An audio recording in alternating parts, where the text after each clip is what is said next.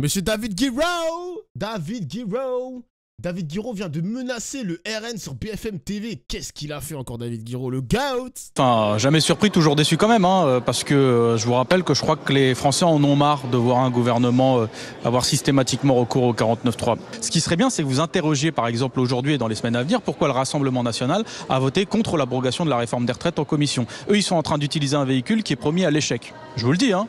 David Guiraud dénonce l'hypocrisie de Marine Le Pen et de ses députés qui ont voté ce matin contre l'abrogation de la réforme des retraites à l'Assemblée nationale. Face à un journaliste de BFM, il menace de redéposer une motion de censure si un 49.3 est utilisé pour faire passer en force le budget. Le député LFI s'indigne que le RN veut absolument protéger le gouvernement de Macron et de Michel Barnier. Pas de surprise, mais toujours, enfin, jamais surpris, toujours déçu quand même, hein, parce que je vous rappelle que je crois que les Français en ont marre de voir un gouvernement avoir systématiquement recours au 49.3. Il y a quand même quelque chose qui est important à comprendre dans la période, c'est qu'on nous a vendu un gouvernement qui n'était pas issu du Front Populaire en nous faisant croire qu'il y avait une majorité alternative, ou du moins un bloc alternatif à celui du Front Populaire qui arriverait premier. Ce bloc, c'était La République En Marche et les Républicains alliés. Ce qui s'est passé en commission des finances l'année dernière, c'est que la semaine dernière, excusez-moi, c'est qu'on a vu qu'il n'y avait pas ce bloc. Ce bloc n'existe pas. Donc le gouvernement qu'on a en face de nous est profondément illégitime. Et vu qu'il est profondément illégitime et qu'il n'a pas de majorité, il perd. Il a perdu hier sur la taxation des plus hauts revenus. Il a perdu en commission des finances puisque M. Barnier, le Premier ministre, cherchait 60 milliards d'euros de recettes supplémentaires pour pallier au déficit. On les a trouvés. On les a trouvés en commission des finances en taxant les plus grandes entreprises et les plus grandes fortunes et les plus hauts patrimoines. Si on fait un 49.3 pour ça, en fait, on est en train aussi de revenir sur ces recettes qu'on a fait. David Guiraud, mais il va bien falloir quand même voter un budget. Il va bien falloir adopter un budget pour que le pays avance. Il va bien falloir, d'accord, mais enfin, il faut voir ce qu'on met dans ce budget. Quand même, moi, ce qui intéresse les Français, à mon avis, c'est ce qu'il y a dans le budget et de savoir à quelle sauce ils vont être mangés. Parce qu'il y a un moment, en fait, c'est juste pas possible de continuer dans cette situation. Dans une situation où on n'a jamais ramassé autant d'impôts de l'histoire du pays, où les recettes de la TVA, le premier impôt du pays, n'ont jamais été aussi élevées. On a plus de 200 milliards, mais on se retrouve et on comprend que maintenant, il n'y a plus que 100 milliards d'euros qui vont dans le budget de l'État, parce qu'il y a 100 milliards d'euros de TVA, les 100 autres milliards, qui sont balancés vers le budget de la Sécu sociale ou balancés vers le budget des collectivités pour compenser soit des exonérations de cotisations sociales ou patronales, ou pour compenser des mesures politiques comme la taxe d'habitation qui a été supprimée, ou des impôts, la fin. Il aime bien la TVA, monsieur David Guiraud, quand même. Hein. Des impôts de production sur les entreprises. Il y a un moment, en fait, on n'est pas d'accord avec ça. Donc nous, on l'a dit depuis le début. Donc là, la vice-présidente de l'Assemblée nationale est trop belle. Qu'est-que je fais de cette information que je m'en carre le cul, genre? C'est genre, c'est quoi, pourquoi tu me dis ça? Genre, je m'en bats les couilles, non? Alors pourquoi me dire ça? On s'en fout. Ce gouvernement n'est pas légitime, on a déposé une motion de censure. S'il y a un 49.3, on redéposera une motion de censure. Et la chose qui va être importante, c'est de savoir quel va être le positionnement du Rassemblement national. Si le Rassemblement national décide de sauver le gouvernement Barnier et Emmanuel Macron ou pas. Ça, vous allez le voir très bien. Ça aussi, les mecs, j'ai vu les tweets. Hein, j'ai vu les tweets tomber sur ma telle Twitter, mais le Rassemblement national critique le budget, critique beaucoup le budget de Barnier, mais derrière, ils vont même pas voter la censure. Mais au final, les mecs, je vois un peu la stratégie du RN. Hein. En fait, ils veulent que dans ce pays-là, le gouvernement Barnier échoue. La France est encore plus dans la merde que pendant le premier mandat de Macron.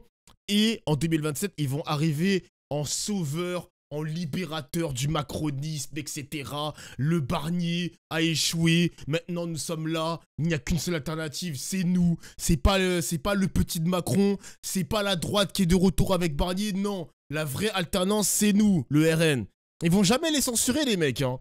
Ils critiquent le budget, mais ne veulent pas censurer le gouvernement. Ils continuent à enfoncer les Français dans une crise profonde, financière d'ailleurs, mais les Français vont quand même continuer à soutenir le RN en 2027, malgré ce qui se passe. Alors qu'ils peuvent tout arrêter maintenant en censurant le gouvernement et en proposant une nouvelle alternance. Mais bon, ça, ils ne le feront pas non plus. Bientôt, mais je tiens quand même à vous faire signaler quelque chose. C'est que tout à l'heure, on était en commission des finances. On examinait le projet de loi de financement de la sécurité sociale. On a déposé 2 amendements. Un, pour redonner des marges de manœuvre à la sécurité sociale au cas où on abrogeait la réforme des retraites, donc des marges de manœuvre financières. Le Rassemblement national a voté contre. 2, un amendement pour abroger la réforme des retraites. Le Rassemblement national a voté contre. Ce qui serait bien, c'est que vous interrogiez, par exemple, aujourd'hui et dans les semaines à venir, pourquoi le Rassemblement national a voté contre l'abrogation de la réforme des retraites en commission. Eux, ils sont en train d'utiliser un véhicule qui est promis à l'échec. Je vous le dis, hein. Le véhicule législatif qu'ils utilisent est promis à l'échec. Donc il y a un moment, il y aura d'autres rendez-vous, d'autres dépôts de loi qui sont faits notamment par la France Insoumise et par le Nouveau Front Populaire, comme on l'a fait ce matin. Et ça serait bien aussi que vous vous intéressiez à ça, parce que c'est ce qui s'est passé, c'était vraiment sous vos yeux ce matin. Ils ont refusé l'abrogation de la réforme des retraites. Et ça, encore une fois, c'est pas normal que les journalistes attrapent pas leur veste. Bon, peut-être qu'ils vont le faire demain ou après-demain, mais c'est pas normal. Pas aujourd'hui, c'est pas normal. Voilà, je le dis, c'est pas normal. Et d'ailleurs, le RN a dit à plusieurs reprises, qu'ils veulent abroger la réforme des retraites dans l'état actuel. En tout cas, celle de la version Macron, ils veulent l'abroger. Bah, jure, un nouveau sub. Vous en avez la possibilité, faites-le.